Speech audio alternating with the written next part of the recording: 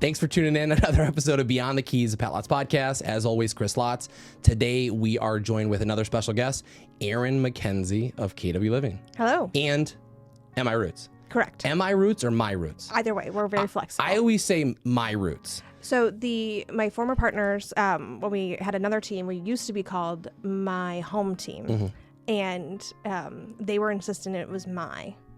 I'm a lot more flexible with MI or My Roots. We're good either way. Tomato. Yeah. I think, and I saw this recently, I heard it recently from somebody on social media about correcting people. It's not it's negatively impactful more than it is positively impactful. And let me walk you through that.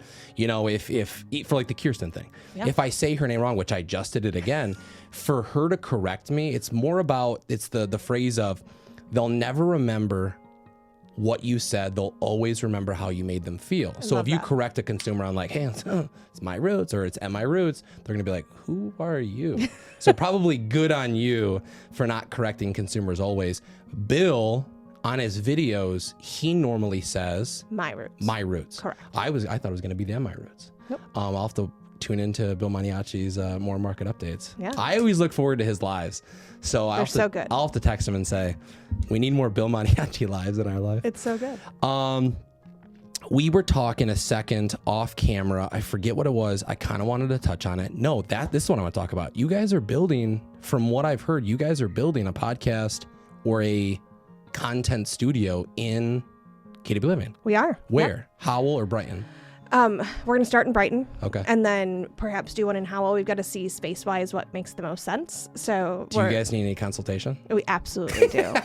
This is very fancy. We here. were in a small office, so they can't see, but we were probably tripods over a few offices ago. Mm-hmm. And then this actually used to be Dan Novak's office. Yeah. So he left. Yeah. And then we moved into this space because we wanted more of the space. Yeah.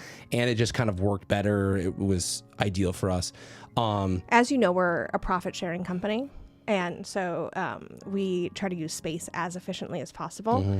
And so making sure we don't have wasted space anywhere is really important to us. So that's the challenge, is space. Where's the studio going?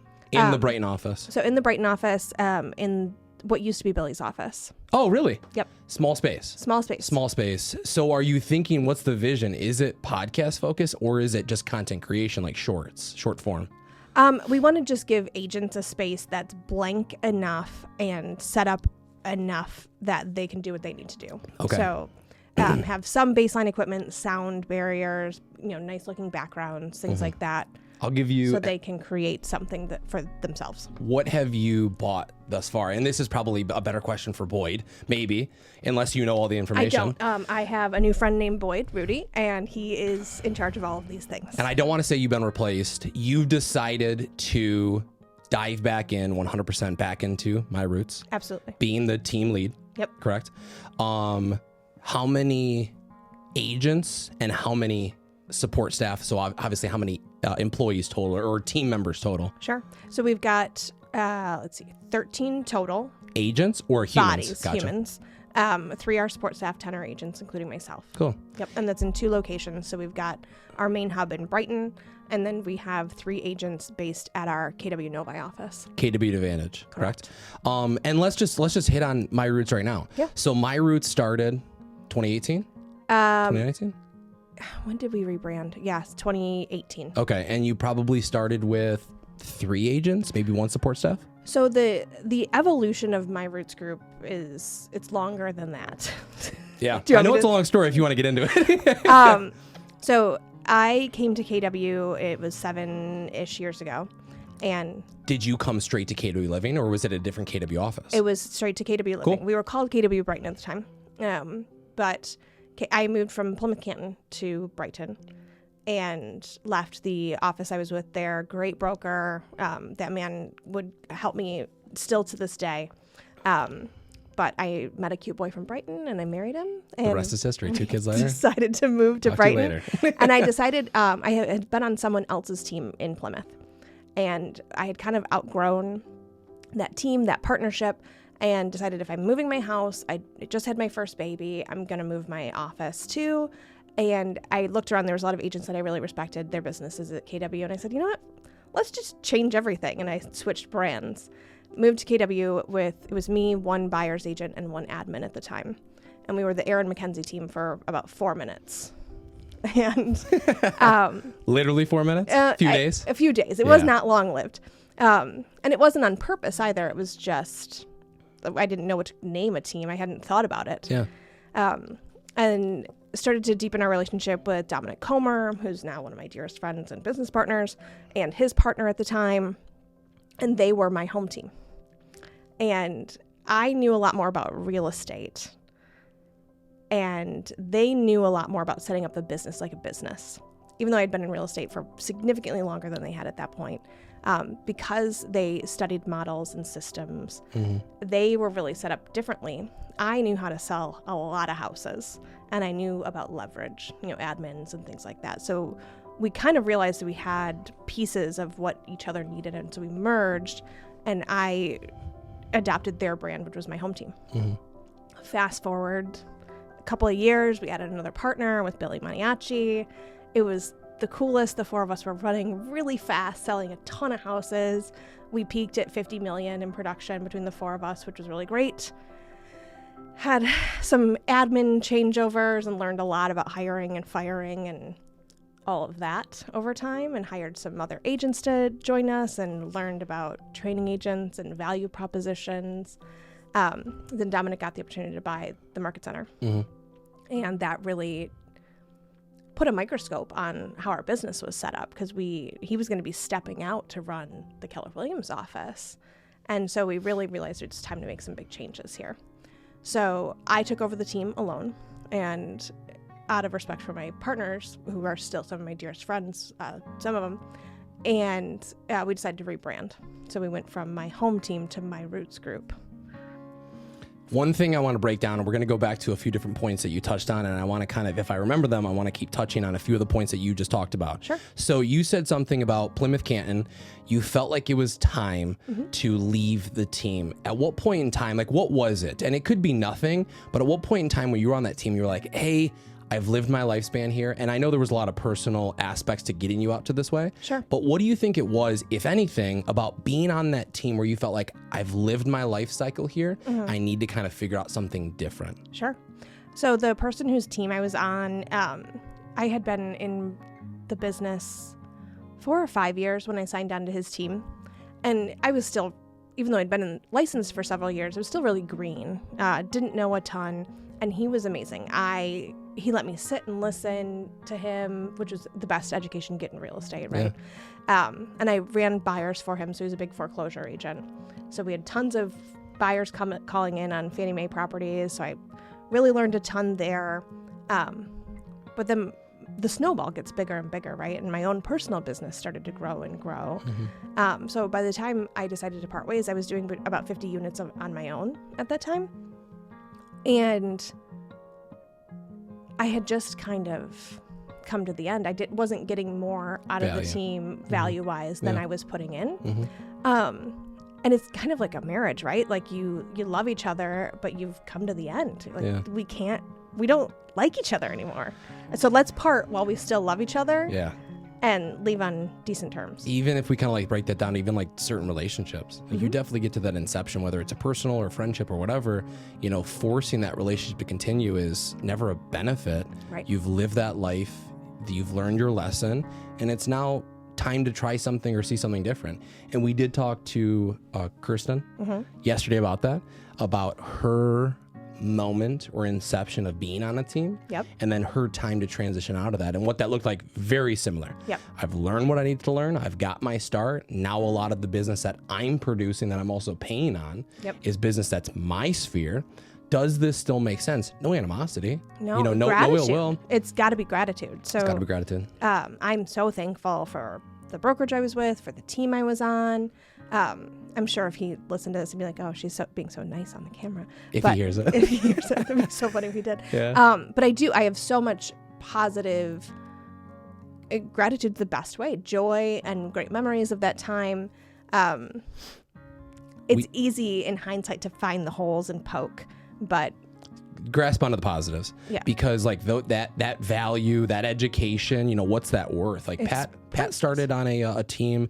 She's still in production. She's more or less a Washington County agent, and she's a bulldog. Yeah. And Pat's like, I'm scared of her.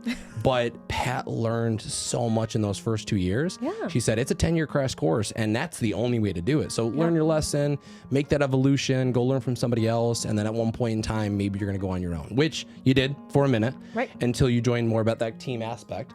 I want to add one more thing too. It also, that transition and the fact that like the person whose team I was on, like we don't call or text each other, right? We're not, while there's no animosity, there's no love either. Mm-hmm. It taught me how to set up my team with space and grace for knowing that somebody might not stay with me forever, and that if they leave, there is still love, because that's really important to me. Yeah. That we stay. If I love you and care for you enough to put you on my team, then I want to love you and care for you enough when you're off my team too. Yeah.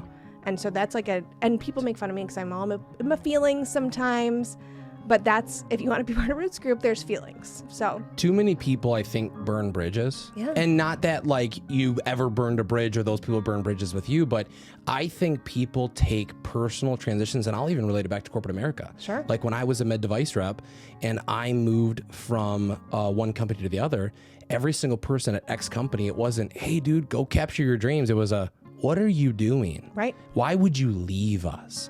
And I have a relationship with some of the other guys, like my original boss that I moved into the company with, and he's like my brother, my father, one of my best friends at the time. We don't talk as much as we used to, but I'll always love that man.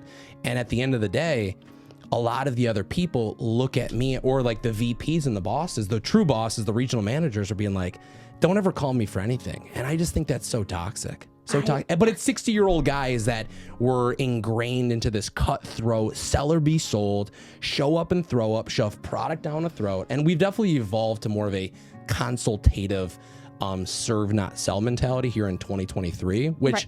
I love. Yes. And I think that's a better way to help me sell. Yep. And one thing I wanted to point out as well is I'm telling this to a lot of people throughout the years. Every single person, a lot of people believe every single person in your life is a permanent human being. No, it's going to be seasons. It's going to be times. It's going to be lifelong friends. And they might fall into those three categories. Absolutely. But the last quote that I think about is, you could meet someone today that has better intentions for you versus somebody that you've known for 25 years. Yes. And it's all about genuine connection, their character, a lot of these different factors. But I also think that I'm a good judge of character. I'm sure you are as well. You feel that way. Yeah. And again, I meet people every single day, or when I moved to Chicago and DC, and I would meet these humans and go, wow, you have my back more than I've ever felt for people that I've been so loyal to for so many years. Yeah. And that loyalty can take away very, very fast. Mm-hmm. And that's where I've kind of evolved too, of protecting my loyalty. Sure. And not just being loyal for no reason. Yeah. But then the second you get into that inner circle, like you're there. Right. You're absolutely there.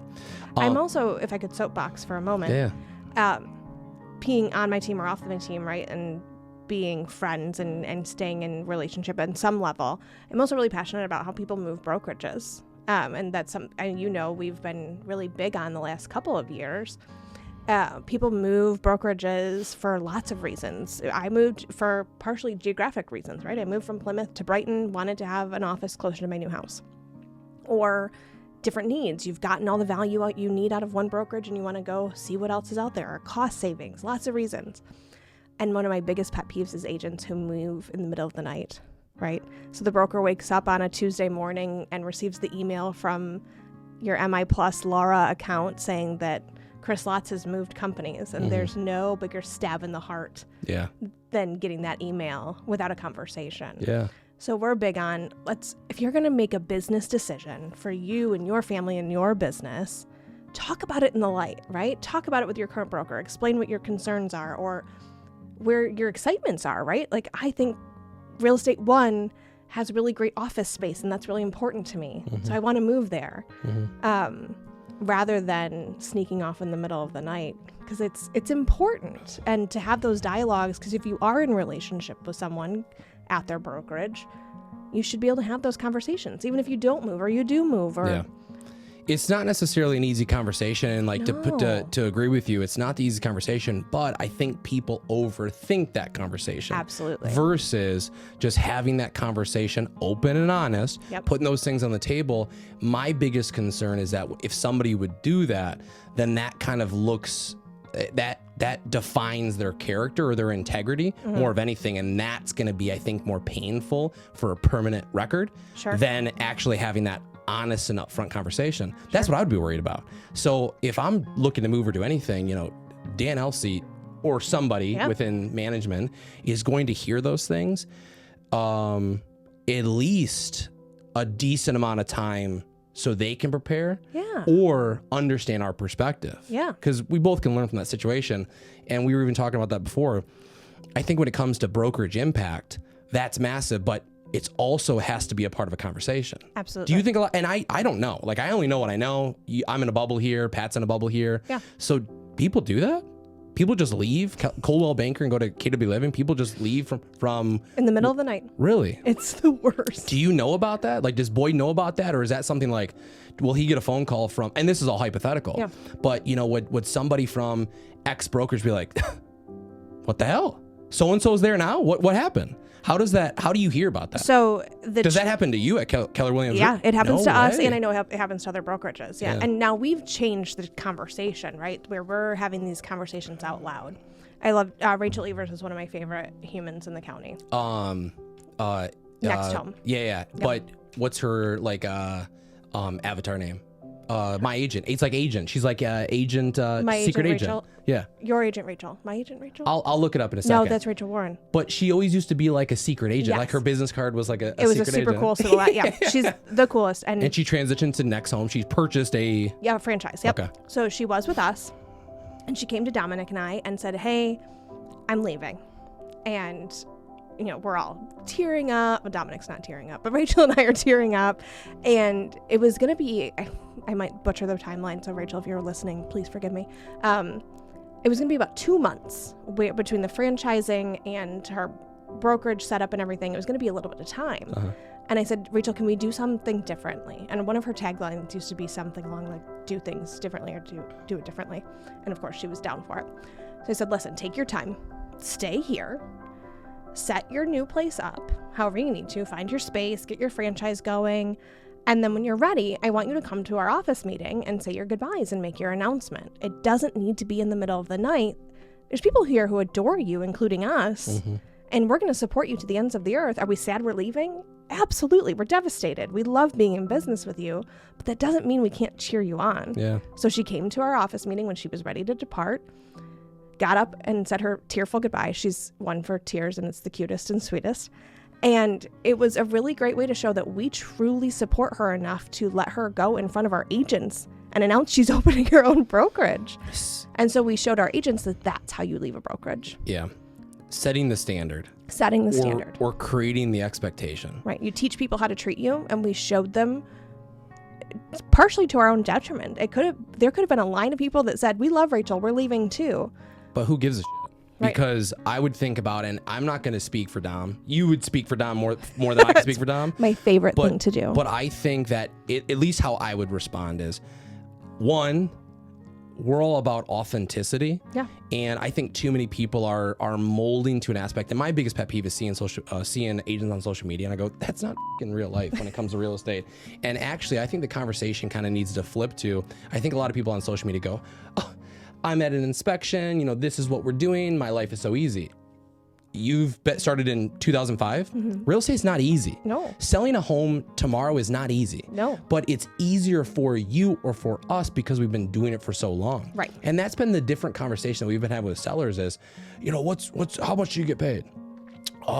Well, selling a home is not easy. And there's other options out there for people that are savvier than most. Yeah. So changing that conversation around or creating those expectations up front versus dealing with problems down the road is something that we've been trying to evolve to. Back to authenticity. So you were just being authentic within your culture and your company and creating those expectations and that culture for how people should be departing.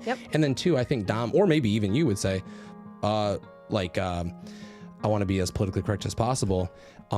If you're speaking for Dominic, you don't have to. If you're with us, you're with us. If you're not with us, you're against us. In some, probably not in that capacity, because we want to build those people up at the end of the day. Yeah. But I think that you guys would only want people who would truly have your back in that office. And we know that like different brokerages have different value propositions. We aren't for everybody.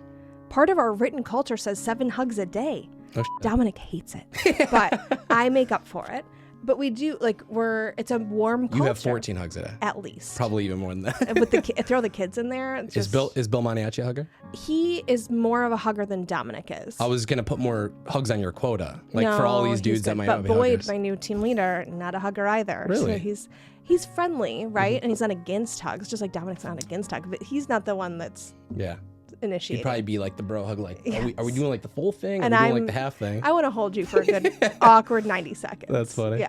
Back to just creating culture, creating expectations. And that's awesome. And again, we only know what we know. I'm in a bubble. I started at Real Estate One. I've been here. We get calls all day long for brokerage conversations. I say no, just based on, our current setup. And then even the amount of phone calls that I get from even like mega teams. I'm like, dude, look at my last name. Like, I'm not saying that like we're even like known, but if you just do a basic Google search, you're probably going to put 2 and 2 together. I digress. They got a quota. I have a question. Is it Lotz's? Lotz? How do you pluralize Lotz? No idea.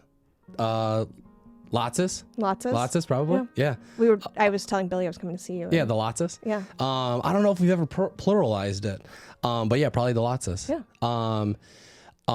I wanted to touch back on, do you have any perspective on other brokerages in creating that culture for how they create that culture? Why are people, and the answer is probably yes, but why do people leave in the night? Is it because those brokers are not creating that safe culture for people to feel like they can have that conversation? I think have you ever read the book Fierce Conversations? No, but give me the cliff notes, I guess. 10 out of 10 recommend it. So it gives you a framework to have those hard conversations, and a lot of people would just rather avoid them. And that's it. That's the long and short of it. So rather than risk having a face-to-face hurting your feelings, they'll just send an email to avoid their repercussion, the consequence of the hard conversation. Yeah. Those are good conversations, though. They can be. Like, I quit my first job, and when I'm talking to a young person, I'll bring that up. I go, quit a job. It's a great learning experience. Absolutely. Walk into that office, put in a 2 weeks notice, quit on the spot. I don't care what you do. Yeah. But don't be at a company or devote your time. And I think my quote always goes back to is, don't devote 100% of your life to a corporation that can replace you tomorrow. Right. And you guys are big also on like work-life balance. Yeah. A lot of these real estate agents are also like, their own entrepreneurial business owners. So you got to have that accountability alone. But corporate America, when I was there, I felt so replaceable in some capacity, even where I felt like what I was doing was irreplaceable in some capacity. Yeah. But the fact of the matter is we break our backs in certain capacity to these corporations that, again, could replace us tomorrow. Yeah. Is that a good thing? Is that a bad thing? Is that something to kind of like be cognitive of? Probably. Yeah. But again, creating that culture, creating that expectation, and allowing, what was the book called? Fierce Conversations. Susan Scott. That probably needs to be talked about more. Yeah. Because I think, again, those fierce conversations, those conversations that make you feel uncomfortable. I always constantly tell Hannah, it's she struggles in some capacity to have difficult conversations or choose to do those things. It's only going to be a great learning experience. I know it sucks. It's not going to be easy. No. But do it, because I think it's going to be worth it for you individually. Right. Not for that person. Forget that other person, but it's for you. And to add a little bit, so when I left my last brokerage, right, I was leaving a team. I was leaving the brokerage. So it's 2 breakups. Yeah. And then to add a layer of complication, one of my dearest friends from high school was the broker's son and the manager. So I did have 3 breakup conversations. Did you leave in the night? Absolutely not. No. So I went and had a face-to-face with my team owner because I felt like I owed him that. And I hated every second of it because it's uncomfortable. And he and I had a couple disagreements. So it was a tough conversation. Yeah. And then, because I'm a big baby, I drove to Brighton, signed with KW, and then called my broker and then his son, my dear friend Jimmy, from the parking lot. So it wasn't an email, but it was a phone call. Yeah. But because I loved them so much, and I still do, Jimmy's no longer with us, I knew I would lose my nerve if I talked to them in person. Yeah. Yeah. So you touched on it a while back, but I think this is a great and it's, when I was in Italy recently with my buddy, they kept saying this line. It was like a Plato's line, or like one of those old philosophers, know thyself. Mm-hmm. So when you joined a team, you talked about it, you touched on it. Dom might've been more or less the, integrator. Sure. And the operations guy. And not that you're not great with operations, but there is this book, don't know the name of the book, our Tom Ferry coach recently recommended to us, and it's about 3 key employees for every business entity: technician, integrator, visionary. Yep. I'm more or less the visionary. Like, I'm not doing all these things. Yeah. I tell Hannah we got to do these things. Right. Just to be clear, Dominic is not the integrator. Is he the visionary? He's absolutely the visionary. Okay. And that's where I was getting at. Yeah. On that role, and I would kind of see you as a little bit of a hybrid, because you said you're just a selling machine. Right. Technician or integrator, where do you kind of align on a team structure? I'm more of the integrator. I can create and design the plan in my head. I need a hands-on keyboard, and I'm big on leverage. Okay. Visionary currently, a 2-part question. Back when you joined this team, from when you got to KW Living, 4 minutes, you were on team, right. And then you joined this other one. Who was that visionary? Was it Dom? So it was both of us. Okay. And that was part of the beauty and the struggle of merging the two entities, right? Dominic will joyfully tell you he couldn't stand me when I walked in the door. My head was really big. So I moved from... I might have to talk to him about this. It's his favorite. So I moved from the Wayne County cutthroat real estate market, doing about $12 million in production, right? $12 million in production there was upper quartile, not top of the top, but I was doing fine. You were selling real estate. I was selling real estate. That was one thing that we talked to we'll touch it in a second, Kirsten. We'll talk about her structure and how it relates to that. Go. So then I moved to Livingston County, and I walked into the office automatically the number 1 producer. So my top 5, top 10 at my old office made me number 1 here. Wow. So I'm like, well... Nice to meet you. Nice to meet you. I'm Erin. Erin Williams. Was it back then Erin Williams? I was McKenzie. McKenzie, yeah. And I had been in the industry for 10 years at that point, so I had it all sorted out. Then I'm working 7 days a week, 12 hours a day. I'm absolutely exhausted. I have a brand new baby, and Dominic's like, you're doing it all wrong. Yeah. So we both had vision, and we're both correct, right? I was correct in knowing how to develop business and get it done and get to the closing table. He knew how to set up a business. And so together we merged those things, and a little bit of yin and yang. Absolutely. So, and then they believe there's always, and you guys were probably still technicians. You guys are workaholics, maybe to some capacity. Yeah. Where did you see maybe a technician on that role, or did you also feel like you were wearing that head as well? You were also the worker. So admin is my technician. Okay. Right. So having a strong, not just a contract to close, paper pushing admin, but a director of operations, a operations guru, a queen or king of operations, someone who's going to be your boss, telling you, this is how we do this. This is our method. This is our process. We're doing a lot of retraining when it comes to Pat. And and I was going to say unfortunate reality, but just the reality of it is Pat has worn this technician and tried to wear an integrator hat. Maybe not so much of a visionary. Yeah. For so long, untraining her in some capacity. It's so hard to get some roles to our actual admin Lori, and then Hannah. And then Hannah's been doing a lot of like the content creation, social media stuff, which is a lot of great value for us. We've been doing 10x of it. But I also feel like those are such outsourced, delegated things to where I believe a virtual assistant should be doing it. So just recently, like Hannah's been taking over a lot of the director of ops roles, and she's running with it. We're restructuring all of the business accounting, all of the bookkeeping, all where the money's at. All of the budgeting for the most part, and Hannah's loving every second of it. Yeah. And I think you just said it, that person is the boss. So retraining Pat's mind is, hey Pat, like, you ain't running the show right now. Like, you need to realize that, like, you are low man on the totem pole. Sure. And she's like, no. It says my name on the shirt. My name's on the door. Who do you think you are? And then to add the family dynamic too to it is... We could talk, and you have your father. Yep. If the people don't know, your father is also on My Roots. Correct. He's at a different office. Yep. So Where does he live? He lives in Canton. So it's just easier for him to also go to the Novi one. Correct. If he needs to. Yeah, so he plugs in there and then comes out to Brighton once or twice a week. And so you guys call it, correct me if I'm wrong, My Roots East, My Roots West. Correct. KW Living is West. Correct. And then that would be the East office. Correct. And that was just a recent expansion. So Keller Williams has what they call expansion. Yeah. Meaning I can take my brand, my systems, my hub, and I can put agents in any KW office in the country that I want to. Mm-hmm. And being from Wayne County, Plymouth Canton, I always wanted to expand back home. But finding the time, space, right person to do that was a big challenge. And then my dad, he used to be in automotive and then was in politics. He didn't get reelected. Politics. No He was township supervisor in Canton. Wow. And did not get reelected in 2020. And Probably a blessing in disguise, hindsight 2020, maybe. Right. And he's no pun, hindsight 2020. it was the whole thing. And so he considered going back into automotive or retiring, and eventually I'm like, just get licensed and make a few bucks. And help me. At a minimum, yeah. Yeah. And I'm sure he's thriving and having a good time. Right. And then it made sense. I finally found the person I could trust to put in an expansion team. Without my constant supervision. We may be very similar personality-wise, so it works out really well. Yeah. So he's there, and the Novi office has ownership and staff that I really trust and I'm confident in. Yeah.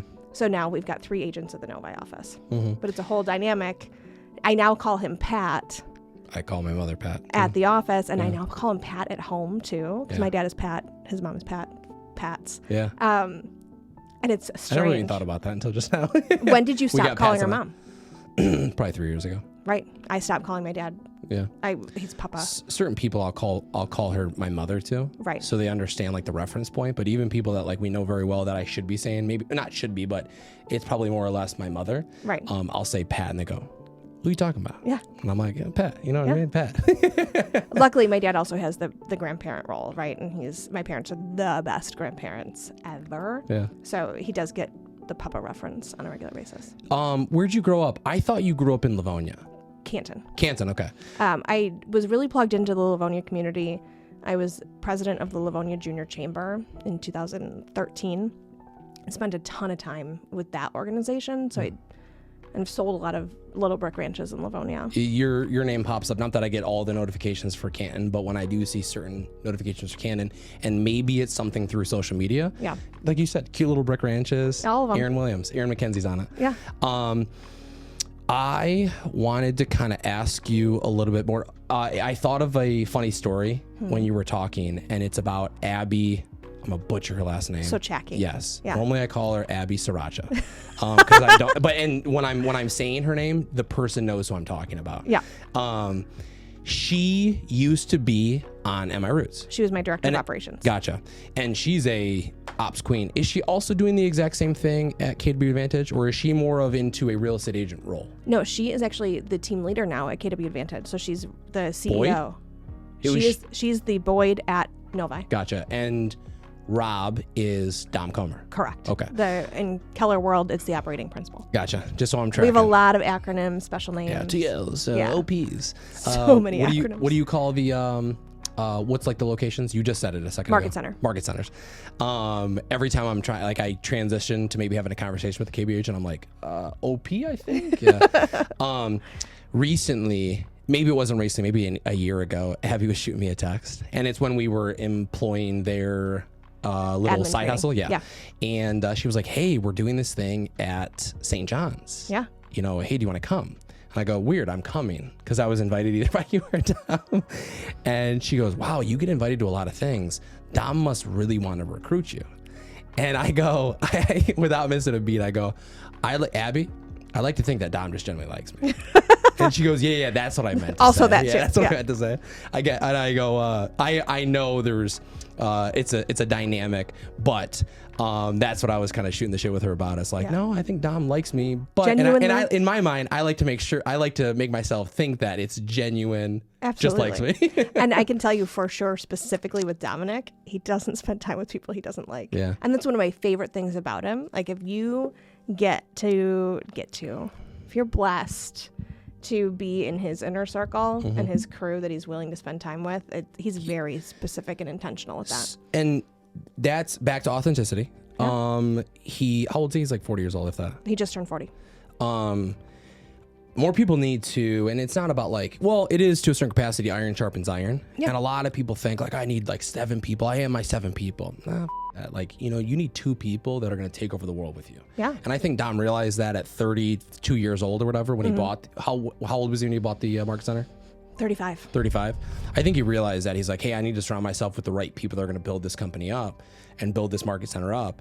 And I trust them. We'll go to battle and we're just going to take over the world. Absolutely. And then get rid of all the other bullshit. And I think more people need to do that. Yeah. Get rid of the bullshit in their life so they can really prioritize on things that are, and that's exactly what we've been kind of doing on a personal level, is getting rid of some of this distraction or this bullshit in our life. Yeah. So we can really focus in on building Pat Lotz Real Estate Group. Absolutely. And shoot, maybe it has something to do with the Pat Lotz name. That has a lot of impact on it. That's why I'm nice to you. Started there. But 2021 to 2022, like we've made a massive jump forward for the most part. $5 million.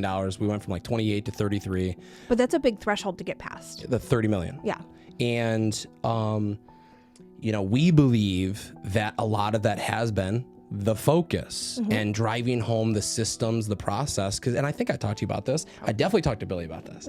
Billy loves it. Billy's like, hey, how does Pat do this? And I go, this is how we do it. He goes, list Pat Lotz's biggest fans. Bill is 100% at the top of the list. Really? I'm up there, absolutely, but Billy is her biggest fan. I knew he was probably top 10. Oh, for sure. He's on that list. Yes. And Pat doesn't realize that shit though either. She goes, people like me? And I go, what are you talking about, man? Like people would pay to hear what you have to say. Even like Kirsten yesterday, I go, we're putting it out there. We're trying to kind of figure out how we do this. Yeah. We want to incorporate mentorship and education into a lot of our business model. Yeah. And Pat's like, people wouldn't pay for that. I go, I think there's a list of people that would pay for that stuff. Well, there's a list of people who will pay for crap. So Pat Lotz isn't crap. Yeah. So there's a lot of value there. Yeah. Pat Lotz is such a great agent. Before I moved out here, I had a acquaintance, a family friend who invited me over to talk about listing their house and then decided they wanted to list with a local agent. So I wasn't getting the listing. And the agent they were talking to was a really grumpy person. So I referred them to Pat Lotz. No way. Did she get the listing? Absolutely, she did. Heck yeah. Before I moved out here, I referred Pat Lotz's business because she's that good. Yeah, and we honestly, there are certain relationships between agent and consumers where they do not want to have that interaction professionally. So the amount of phone calls that we'll get from agents to say, hey, we don't even want a referral fee. Just take care of them when we're good. And actually, I could count on my hand the amount of KW Living agents. Maybe that's probably bad to say. I don't know if Don wants to hear that they're referring things to us because they're like, we just trust that you're going to take care of them in certain markets. Yeah. And it's a slam dunk. Most of the time it's because of a bad transaction that they're kind of scarred from. Sure. So a lot of these agents or some of these agents are saying like, hey, can you be the therapist? Can you kind of build them back up on this? We trust what you're going to do. Yeah. Billy gets the same thing on vacant land. He's kind of the guy, right? Yeah. People from all brokerages call him. Somebody called me up the other day in Texas, and I was like, yeah, this is what I would do. I would kind of do some reverse engineering on who's like the vacant land guy, and I thought of it. I was like, you need a Bill Maniaci of vacant land of Texas. I wish I knew someone. Sorry. Do you remember what I was going to go back to for Kirsten? I think it was about director of ops and admins and hiring. How she's set up, I think. Yeah, we talked about that a lot about that yesterday. But I know you like our social media every once in a while, but did you see this reel at all? If it loads, I hope it loads. No internet. Airplane mode. We'll get it. Working on your weaknesses is costing you millions. 10 extra strengths, make more money, delegate the rest. You are one hire away from changing your business. It's so good. She goes, I thought you were talking to me. That's my girl. I go, Kirsten. She's just the Kirsten. right enough amount of paranoid to think that maybe you were talking directly to her. And that was a lot of what we talked about on the I don't know if you heard me talking to John. That was our preferred lender, John Millard. Have you ever met him? I don't think He's like the so. Victor Bales of obviously, Right. here, and we've been working with him for 20 years. Yeah. He knows Kirsten very well because she used to be at REO. Yeah. And she jumped on the podcast yesterday, and we talked for 35 minutes, and we went in with a plan. Yeah. And then 35, I look at my phone, I was like, we didn't talk about anything we were supposed to talk about. So instead of just starting these cameras up, which I should have done, we cut everything and we started back up into it and started talking about kind of her business, these transitions. Yeah. The focus of yesterday was more or less, how did you know when you've lived that life cycle of a team? How did you choose a team? How did you choose a brokerage? When you went from brokerage to brokerage, what was that reason? Yeah. Where are you at with the solo agent? What are you doing now? How did you do it? How are you doing it? And then what's that future look like? Yeah. And a lot of the things we talked about were employees. Mm-hmm. And we kind of ran through a few things. She's like, well, I hired a TC. I go, well, like a TC really doesn't do much for you It's besides a big contract to first close. step for her. Yeah, to hire anybody. Anybody. To hire To anybody. let someone into her chaos. Yep. Because the average agent, right, is a little chaotic, especially when you're selling as many houses as Kirsten does, right? She's doing 44. She did 44 last year, she said. She did more than that. It was 48 maybe. Yeah. It's 4 off. I was just looking at the numbers last night. Yeah. I think it was actually 50, but that's okay. No she tends to underestimate herself. Yeah. 35. But she's running so fast. She's running a household. She's got 2 little kids. She's got gymnastics and horse lessons and servicing all of these clients. Her clients love her. So there's a little mess involved in that, typically. Yeah. I'm mostly speaking to myself, but also Kirsten. She reminds me, maybe not so much of, maybe I didn't know you 10 years ago. Right. But she kind of reminds me a little bit of you. Absolutely. If I had to picture you 10 years ago. Yeah, she is the younger version of me. Yeah.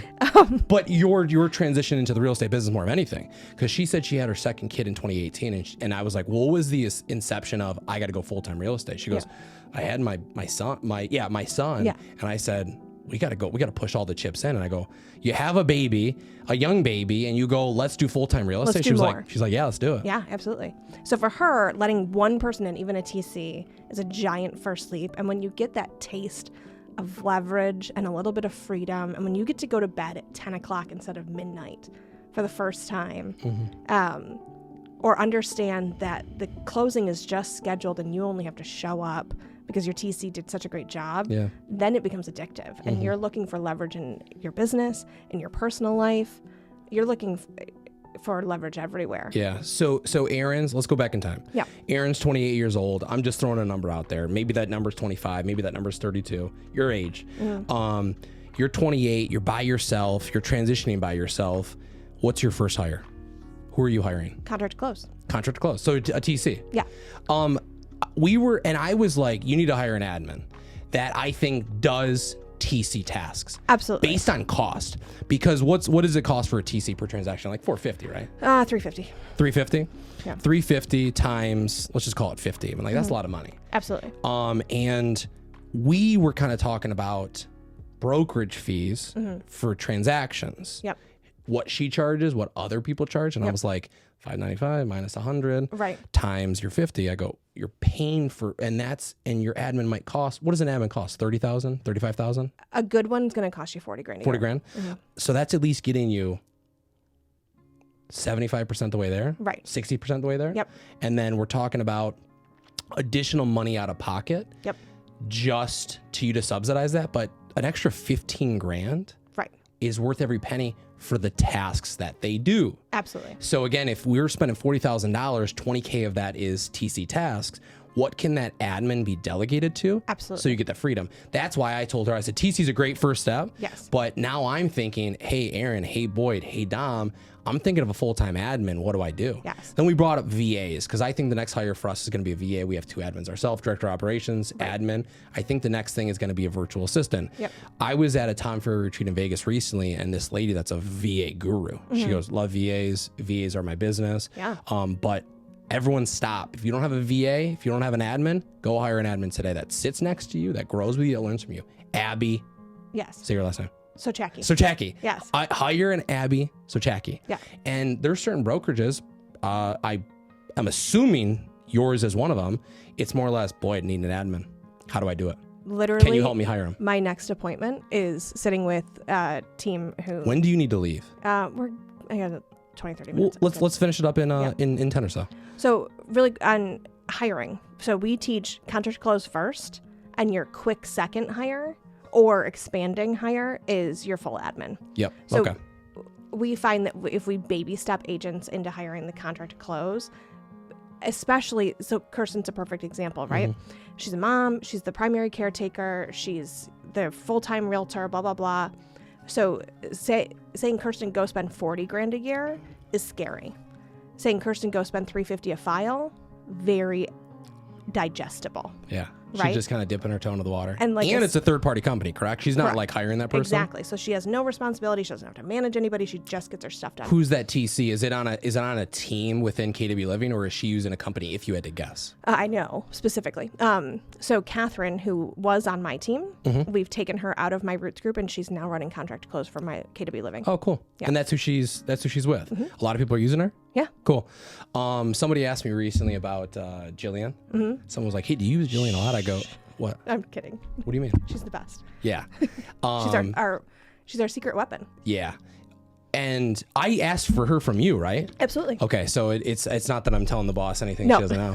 But somebody asked me I recently. shared her nicely. Yeah, they were like, and Jillian freaking loves me. Yeah. Well, Jillian loves when I go out of town and she's able to keep her show real busy. 20 homes. Yeah. And she goes, like, I was in Italy or Europe for 2 weeks, and I'm like, hey, I'm coming back tomorrow. She goes, bummer. Can you go away more often? Like, I was in Italy, I was in Europe for 2 weeks. I probably gave her $1,500. Yeah. Something like that. Like, stupid amount of money. What is that? 30 homes? Yeah, probably 30 homes. Sure. And I know she was joking, but she was like, I love when you're gone. You keep me busy. Yeah. But somebody asked me recently at KW Living, like, hey, do you use Jillian quite a bit? I go, Jillian's the only person I use. Right. Because I really trust, and she's all like that I know, really. She's just so capable. You throw her whatever you need and she gets it done. I have peace of mind. She's so professional. She brings the printout MLS tickets. If I need to write a contract, she'll write a contract. She'll get it done. It's start to finish. It's, hey, here's this individual. You talk to them, and I was doing some logistics to get her some addresses, but Sure. hey, it was more or less, hey, can you do this? Yeah. And then just run point. Absolutely. And then she'll circle back and say, hey, no, yes, what do you want me to do? And I go, freaking love that. Yeah. She's a good communicator too. I don't know if I want to say this on the podcast, but she should raise her prices. She's worth every penny of what she charges. And this doesn't even matter, but is she kind of transitioning to more of a real estate role, or does she really love that showing assistant kind of hat? So the last couple of years for Jillian's kids are now in middle school, right? But as they were in elementary school, the showing assistant role on our team allowed her to keep a toe in real estate, have income without the full-time commitment. So she's still in the market. But she's not out there having to lead generate or follow any of our standards that our agents have. And I think that I think Dom said it, maybe you said it. I think that's exactly who you're looking at for a showing assistant. Right. Mom, part-time income, not as much commitment, and she can definitely list a house here or there. She can definitely buy a house here or there. And our team's really flexible in that. And then the day Jillian comes and says, I'm ready to go. See you later. Yeah. Plug her in and off she runs. And do you think she would be incorporated as a buyer? I mean, I'm assuming the answer is yes because she's on the team. Yeah. If she says, hey, I'm a buyer's agent, how do I make that transition? You're like, done.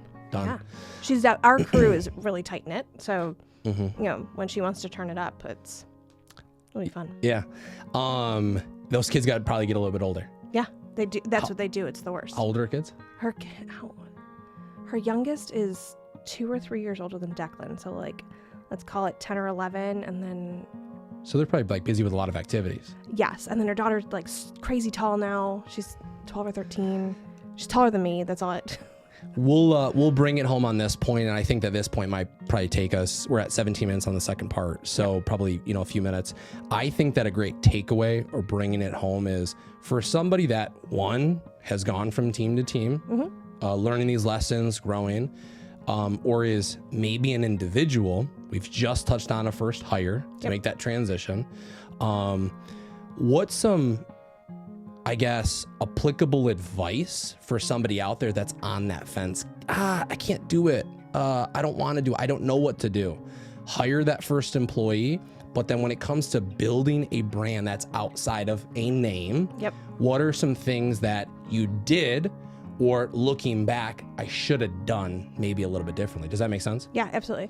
So the one thing that I didn't do, that it's one of my fatal flaws that Dominic's really good at, right? So that's one of the reasons we're partners in a lot of places, or I force him to hang out with me all the time, is casting the long-term vision. So I'm just a doer, right? Like I'm just forward motion. I'm more of the integrator on a lot of things. So knowing, okay, this is what I'm building. This is what it looks like in my head. And then working backwards. That's one of the things I wish I did better. Yeah.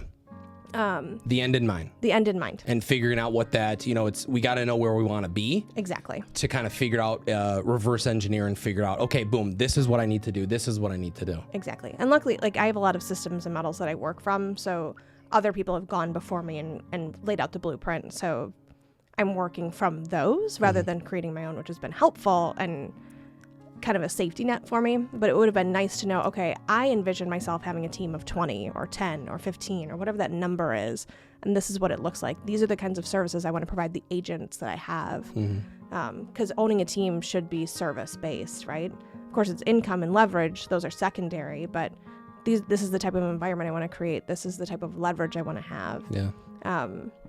So being able to paint that picture better. And I understand why, but I think a lot of people dive into a lot of the stigma of real estate sometimes of, grow a team, grow a team, grow a team. Right. And then it's no different. My biggest pet peeve with any sales in general is, our systems and our processes. Okay, what the hell does that look like then? Yeah. And from start to finish, what does that actually look like when it comes to building a team? What's my first conversation, guys? Yeah. Where it's, this is what I want to do. This is what I think I need to do, but really understanding. And that's why like a lot of the Kirsten stuff, not necessarily yesterday, but years, weeks past, she's like, grow a team. I go, time out. Why? Yeah. Why? Like, what's that look like for you? I go, you just did X and Y, zero spend, minimal spend. Yeah. I ain't changing anything. If it's me, I ain't changing anything besides hiring that one person to maybe leverage more time so I can get to the 80 units. Yeah. And she's I at still the have a great highest work-life balance. profit margin percentage right now, this moment. It's so funny you say that. I said, go to your office today and walk in that door and ask yourself, and it's not about like the right or wrong. It's not about ego. It's not about anything, but go ask yourself, who else makes more money than I right now in terms of my structure or my net take home? Her net, yes. So that's key. We talk about that a ton. KDB Living loves GCI. Yeah. And that's one thing we brought up. I said, hey, GCI is cool and all, but like, what did somebody have to spend to get to that point? But what's your net, Kirsten? Yes. And I think, so it's funny that you say that she's actually at that, like she is the girl. I go, Kirsten, I think more people need to ask you what they should be doing. Yes. And actually, so we do talk about net a ton. It's just a more private conversation. Yeah. So we talk about profit and loss frequently. And we talk about what the model says your net profit should be and what your different spending percentages should be. But she's at the pinnacle of percentage right now. Yeah. If it ain't broke, don't fix it. Exactly. In my mind. Absolutely. But I think that the difference is, how can you get more life? Like you said, leverage that. Yeah. But then also, what can I leverage? And my focus for Pat is listings, leads, touch sphere. Yeah. Where versus she had a laundry list of crap that she was dealing with. And I said, Pat, if it's not listings, leads, and touching your sphere, you're not talking about it. Right. And that has been a big opportunity for us to take that big step forward, because a lot of her focus is back to listings, leads, and touching our sphere. Yeah. So Kirsten, and she's just the example, but this is for anybody kind of watching this. What are you doing that could be delegated that doesn't require a real estate license so you can get back to consistently touching your sphere? We haven't called our sphere in 10 years. So what could that be if we actually touched our sphere to the methodology of KW Living? Right. I don't know if you're familiar with Tom Ferry, but he calls it Power Hour 554. Yep. And we haven't done that in years. Yeah. So what could that be for our business? And that's the funniest thing to me is when you look at Elkhart, I don't know if you agree with this, but like Elkhart always has like the wrong numbers for what we see. Like we just got like the 2022 numbers and we're like, those are wrong. But when you look at like the top 5 agents, it's like 12, 16 agents, 9 agents, 8 agents, and it's just me and Pat Lotz. Right. And I just think about, we joke, I don't know if it is a joke, it's probably serious. We feel like we're operating at like 40% capacity. Sure. And I go, damn, if we only got to like just 60, Yeah. watch out. It'd be so good.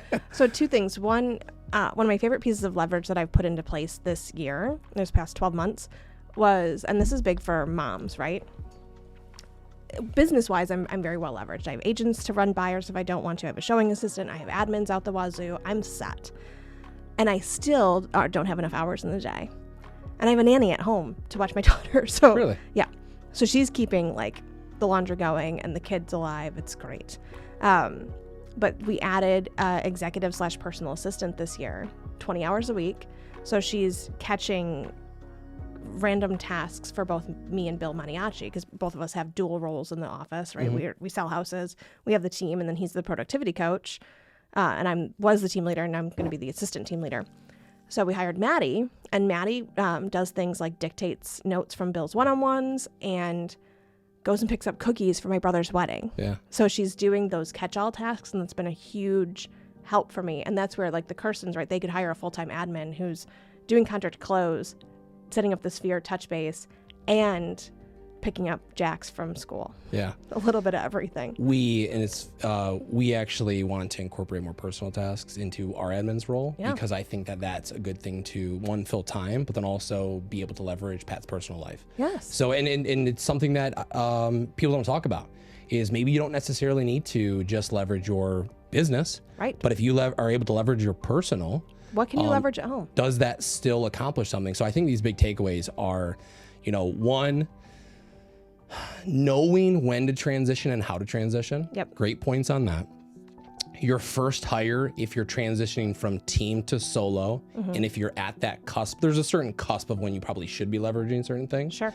Some people say it's 10 million. Some people say it's 7 million. Some It people also say depends on units too. Yep. I think units is the bigger conversation. Absolutely. People talk about volume, and we have got this, TF, other Coach E down in Florida that does 10 units, but he does 45 million. Right. So units I are can definitely a big manage conversation. 10 units a year at $1 million a pop. Yeah. No problem. Yeah. And that's for us, our biggest metric, and I'm sure it's everyone's metrics here in Livingston County, is I think it's more about a unit conversation than it is a volume. Absolutely. Volume is going to be a product of that. If you're doing, certain amount of units. Yeah. Don't just think about leveraging your business. What else can you leverage? But what else can you leverage? Real estate is so, I don't want to call it 24/7 because it doesn't have to be, but you could work 24/7, right? But my kid does not give a shit about who's buying the Lunchables. Yeah. He doesn't care who's going to the store. He wants mom to pay attention to him when she gets home rather than go grocery shopping. So if I'm hiring Shipt or my EA or somebody else to go pick up the Lunchables, I do pack him actual lunches sometimes, but But like you said, they don't give a shit. he doesn't care. He wants mom there. He's not thinking like, mom did not do this for me. No. It's about that time or that quality time that you can be at home. And again, by leveraging those things, then you're getting that time back. Absolutely. He doesn't care that Alyssa does the laundry. So think outside the box and be creative with how and what you leverage. Right. The fact that you're leveraging something, and Dom said this maybe a few months ago when I heard it, it was something about as little as like the shopping cart, the shoppers that shop for you, and you just drive by and pick them up. Yeah. And like Or Instacart. that alone, Instacart, that alone is leveraging something personally. And I know you're doing it a different way versus Instacart, but that's still in a form of leveraging that stuff. Absolutely. Taking kids to the grocery store makes it take twice as long, and no one's happy. Yeah. No, I don't have kids, but there's definitely a list of things that I'm not trying to do when I have a 7-year-old. And a almost 3-year-old. And a 2-year-old. And she's crazy. Yeah. So that's low on that list of anything that's a distraction. Think of more of a distraction than the grocery store with a million items in there. Mom, and you're hungry and you're tired and we had a long day at work. So leverage your life.